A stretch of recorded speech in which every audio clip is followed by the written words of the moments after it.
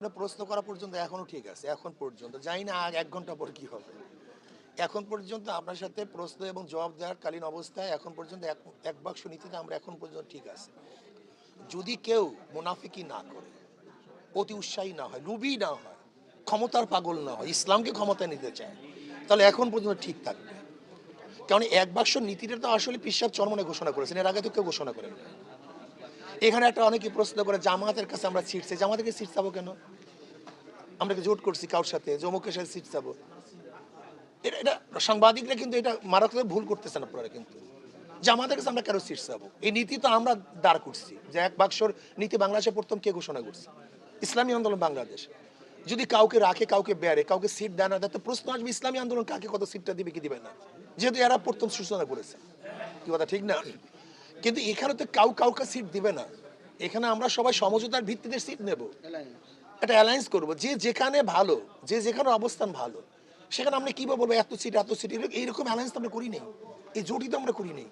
সাথে এনসিপি জোট করবে, তা জামাত কার সাথে জোট করছে? একটা প্রশ্ন আছে কি নেই? জামাত যদি ৮ দলের সাথে থাকে, তা এনসিপি এককভাবে জামাতের সাথে জোট করে কিভাবে? একটা প্রশ্ন নাই কি?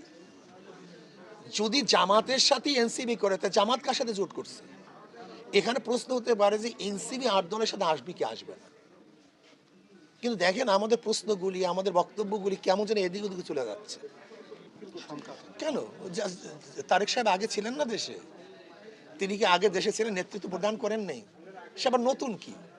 হয়তোবা এতদিন পর্যন্ত তার সংগঠনকে গুছাতে পারেন না, হয়তো বা তার সংগঠনকে কিছু গুছাতে পারেন, কিছু শৃঙ্খলাবদ্ধ করতে পারেন, যে এটা একেবারে বিশৃঙ্খল হয়ে গেছিল।